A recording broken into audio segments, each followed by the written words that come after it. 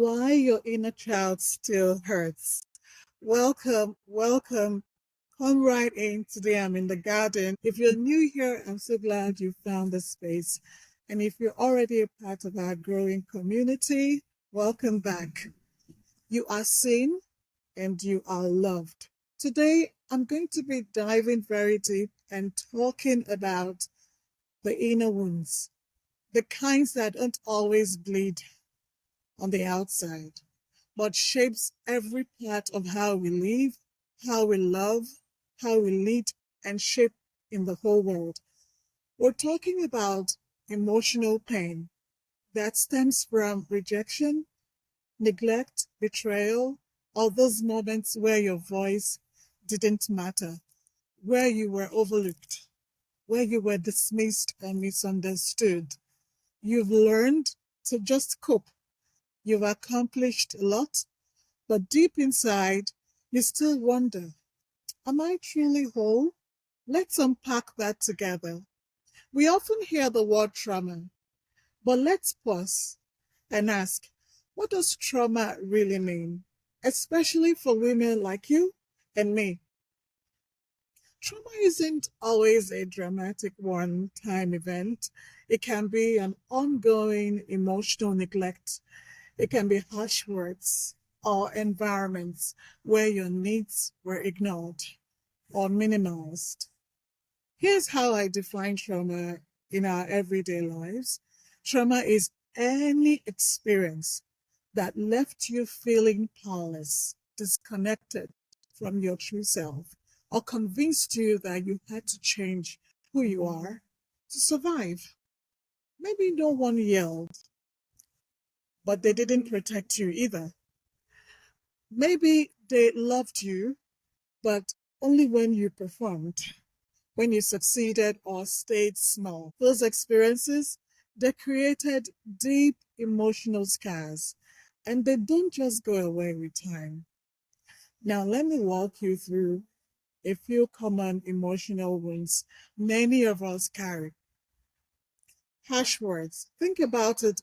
A time when someone told you, you are too much, you're too emotional, you're so sensitive. These words planted seeds of self-doubt. Now you second guess yourself, you minimize your feelings or your emotional reactions. Another one is emotional inconsistency. Maybe you grew up in a home where love was there, but only certain days, or love came with strings. That inconsistency can lead you to crave intensity over stability in relationships without even realizing it. Third one is the not enough wound.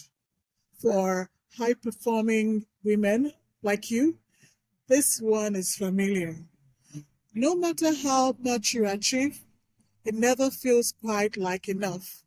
And deep down, you're afraid that if you slow down, everything might fall apart. Forgive me, there's a car just running through the streets. So these are not character flaws. They are actually protective patterns that you developed to be able to keep the pain. So let me speak truth to you. Healing isn't about getting over it. Healing is about understanding how these past experiences have shaped you, and then you reclaiming the pen to rewrite your own story going forward. Healing means giving yourself permission to pause, to reflect, to grieve, and grow. Healing means asking, why do I react this way? Why do I feel safest when I'm in control? Why is stillness so hard for me? It's not because you're broken, it's because you've adapted to survive. But now you're ready to thrive. And thriving starts with reclaiming your voice, your worth, your wholeness. Let's bring this back to scripture. If you've ever read the book of Job, you know Job, he had everything: family, fortune, favor. Then in a moment, it was all taken. At first, Job tried to stay strong. He said, the Lord gives and takes away. But as the pain lingered, Job started crying out. He questioned. He grieved aloud. Here is the beautiful truth.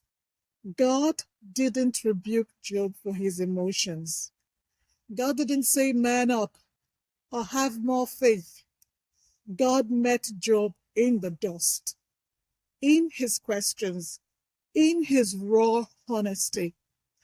This tells us that faith and emotional pain are not enemies. You can be strong, believing, and still feel deeply. You can trust God and wrestle with what He allows. And in that wrestling, God draws near. Now, I want us to talk about science, the science of healing, because God gave us wisdom and tools to support our transformation. You see, the brain and trauma are connected. Trauma rewires the brain. It creates hypervigilance, where you're constantly scanning for danger, even when you're safe. And ever heard the saying, the body keeps the score? It's so true. Your body remembers what your mind tries to forget. That's why you might feel anxious, you might feel tight, or reactive in situations that should feel fine. So, naming your emotions, psychological studies show that naming is so helpful because it reduces its intensity. So, like journaling or voice noting your thoughts, being radically honest with yourself. Therapy also works. A trauma-informed therapist can help you untangle these roots. Remember, therapy is not weakness. It's actually wise stewardship of your mind and your spirit. Here are 3 signs you might still be carrying unresolved emotional wounds. Number 1, you're hyper-aware. You're always waiting for the next shoe to drop. You call it being prepared, but it's actually anxiety. Number 2, avoidance. You avoid certain people, certain places. You avoid some conversations that feel emotionally risky. You've mastered the art of escape. And the next one is emotional flashbacks. You react intensely to something minor because it triggers a deep old wound. None of this mean you're broken. They mean something in you still needs care. Sister, please hear me. You are not alone. You are not too damaged. And you are not behind. You are healing. You are growing.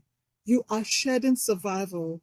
And you're stepping into wholeness. How do I know that? The fact that you're watching this video. Healing is not linear. It comes in waves. Sometimes it's 2 steps forward, 1 step backwards. But every step is sacred. Every tear matters. And every moment you choose to love yourself a little more is a moment you rewire your legacy. You rewrite your story.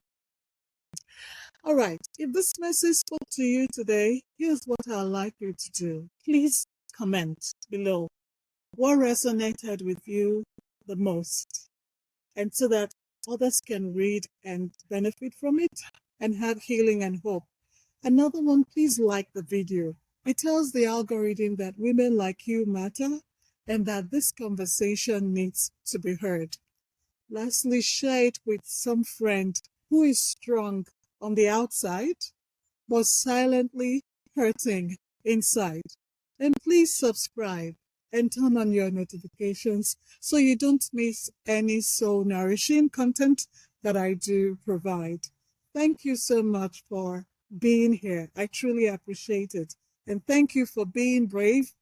And thank you for doing the sacred work of healing.